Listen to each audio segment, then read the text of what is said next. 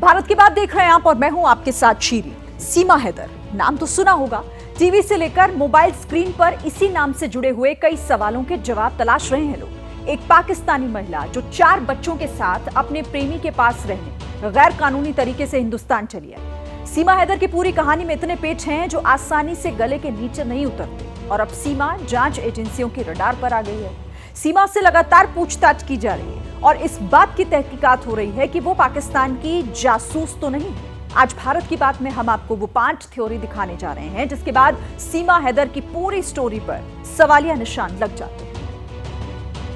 ऐसा तो परिवार के किसी भी आदमी को या हमारी मम्मी को या हमारी बीवी को कभी कोई ऐसा कुछ शक हुआ ही नहीं, क्योंकि वो बिल्कुल ऐसे रहती थी जैसे कि बिल्कुल ये समझ लो जैसे कि पड़ोस के गांव से ही रहने वाली है।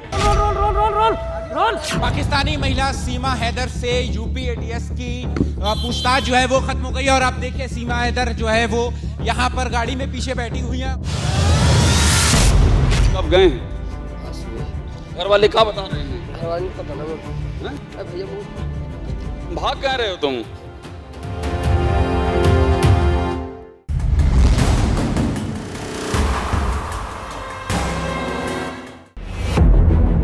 सवाल तो सिर्फ एक ही है कि सीमा सचिन की पाकिस्तानी प्रेमिका है या फिर आईएसआई एजेंट।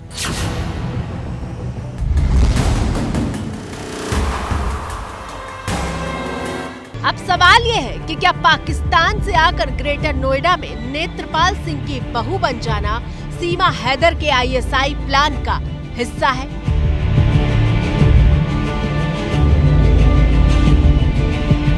धर्म परिवर्तन करके हिंदू रीति रिवाज के हिसाब से तुलसी पूजा करती सीमा हैदर की ये तस्वीर क्या किसी जासूसी ट्रेनिंग का हिस्सा है?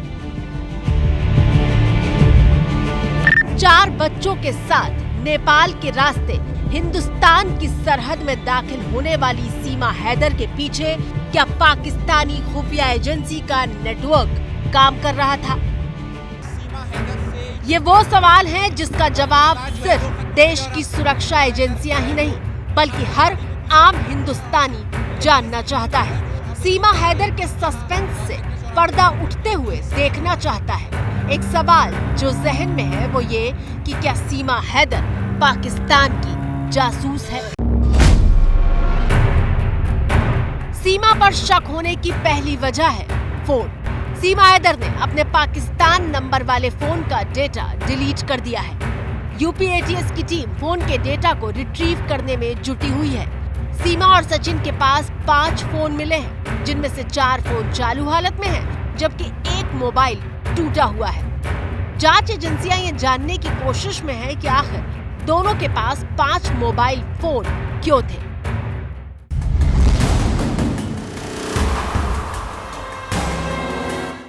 सीमा हैदर से सोमवार सुबह एटीएस ने पूछताछ शुरू की थी।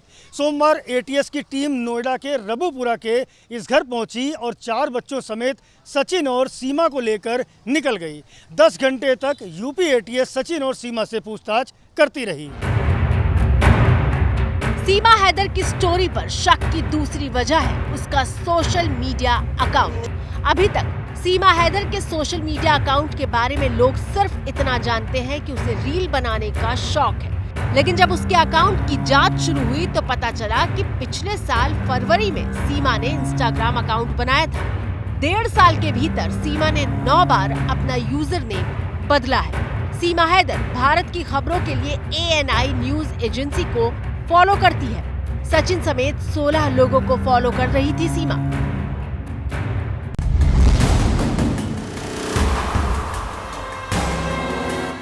सोमवार को यूपी एटीएस की पूछताछ में पता चला कि सचिन से पहले सीमा हैदर ने भारत में कुछ लोगों से संपर्क किया था। इनमें से ज्यादातर लोग दिल्ली NCR के थे।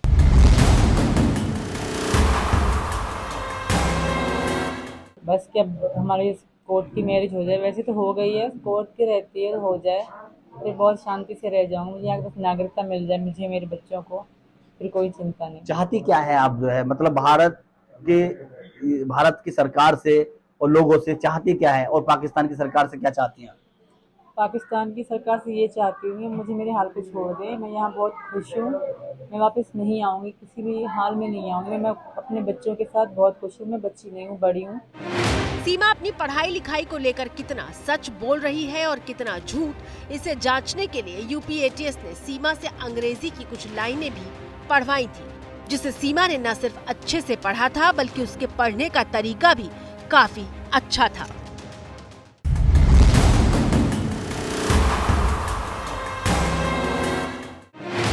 सीमा हैदर की भूमिका के सवालों के घेरे में होने की तीसरी वजह है उसका पासपोर्ट। सीमा के पास से एक नहीं बल्कि दो पासपोर्ट मिले हैं। सीमा के पाकिस्तानी पासपोर्ट का नंबर है HZ00044221, जबकि दूसरे पासपोर्ट का नंबर है HZ004422। ये पासपोर्ट पाकिस्तान के खैरपुर के पते पर बनवाया गया है। सीमा बहुत संपन्न परिवार से नहीं है। जहां वो रहती थी और जहां अब वो आई हैं, सब कुछ बेहद साधारण है। ऐसे में ये बात हैरान करती है कि सीमा हैदर के पास भला दो पासपोर्ट क्यों थे।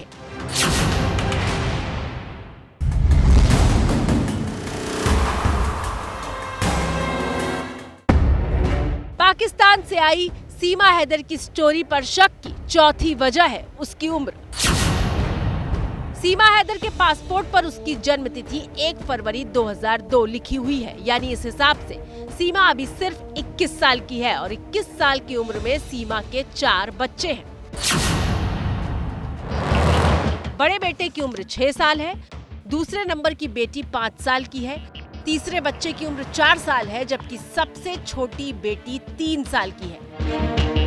सीमा की उम्र को लेकर सस्पेंस इसलिए है क्योंकि सीमा और सचिन के पास से 4 जन्म प्रमाण पत्र मिले हैं, यानी उम्र को लेकर जरूर दाल में कुछ काला है।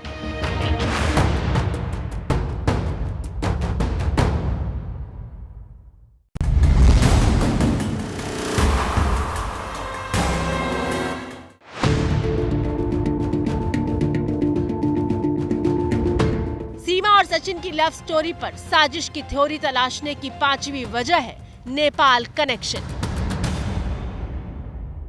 आपकी स्क्रीन पर सचिन और सीमा की जो तस्वीरें मौजूद हैं, वो इसी साल मार्च महीने की हैं, जब दोनों एक दूसरे से नेपाल के काठमांडू में मिले थे। दरअसल साल 2019 में पबजी खेलते हुए सीमा और सचिन की मुलाकात हुई थी। पबजी के बाद सिलसिला फोन कॉल और वीडियो कॉल तक पहुंचा। ये स्क्रीनशॉट सीमा हैदर ने अपने इंस्टाग्राम अकाउंट पर शेयर किया है, जो पिछले साल 23 अगस्त का है और इस बात की पुष्टि करता है कि दोनों के बीच 5 घंटे तक बात हो रही थी। सवाल यह है कि क्या जानबूझकर हर मौके का सबूत इंस्टाग्राम पर पेश किया गया है ताकि किसी को शक न हो। 10 मार्च 2023 को सचिन और सीमा ने नेपाल में मिलने का फैसला किया। सचिन से मिलने के लिए सीमा शारजाह के रास्ते नेपाल पहुंची थी। 7 दिन तक दोनों काठमांडू के न्यू विनायक होटल में रुके थे।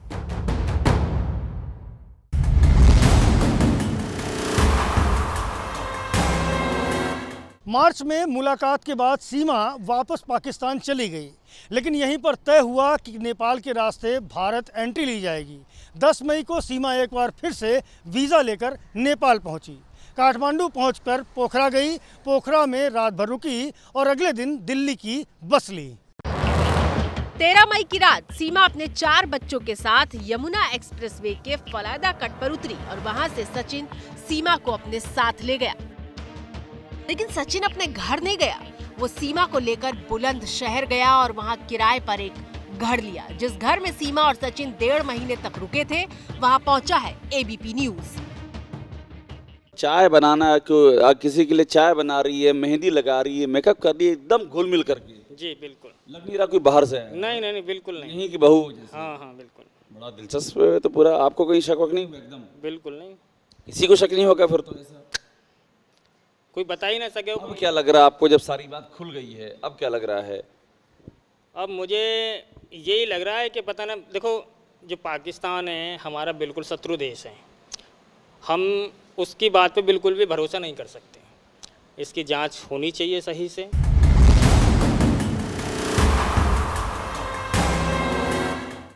बुलंदशहर के जिस घर में सीमा और सचिन रुके हुए थे, उन लोगों और पूरे मोहल्ले में किसी को भनक तक नहीं लगी कि सीमा पाकिस्तान से आई है। सीमा ने जो कहानी सुनाई वो सबने मान ली। उसकी बात और उसका व्यवहार ऐसा था कि मानो वो उनके गांव की ही हो।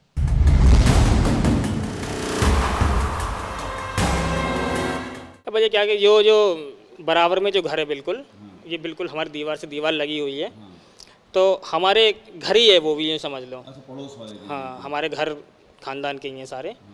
तो लड़की की शादी ही वो भी यहाँ पे आई ही लड़की, क्योंकि उसने मेहंदी भी लगाई थी, मेकअप वगैरह भी करा था। किसने? जो लड़की हैं और सीमा हैदर ने। सीमा हैदर ने मेहंदी भी लगाई थी? हाँ। लेकिन इस पूरी तहकीकात में जो सबसे ज्यादा चौंकाने वाली बात सामने आई वो ये कि 1.5 महीने पहले पाकिस्तान से आई सीमा हैदर आराम से उत्तर प्रदेश के बुलंदशहर में सचिन की पत्नी बनकर रह रही थी और किसी को भनक तक नहीं थी। सीमा हैदर के मामले में जो FIR हुई है उसके मुताबिक सचिन ने जब अपने पिता को सीमा के बारे में बताया तो पिता ने मिलने के लिए कहा। सचिन ने सीमा और अपने पिता की मुलाकात एक जंगल जैसी जगह पर करवाई थी। सचिन के पिता ने दोनों की शादी करवाने की बात कही। 30 जून को सचिन के पिता बुलंदशहर पहुंचे।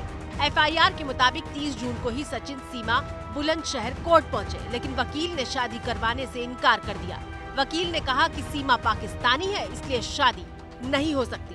बस यहीं से भेद खुल गया। वकील से बात पुलिस तक पहुंची। सीमा बुलंदशहर से सचिन और उसके पिता के साथ ग्रेटर नोएडा के रब्बूपुरा वाले घर पहुंच चुकी थी, जहां पुलिस ने तीनों को हिरासत में ले लिया और अब सीमा हैदर UP ATS के रडार पर आ चुकी है।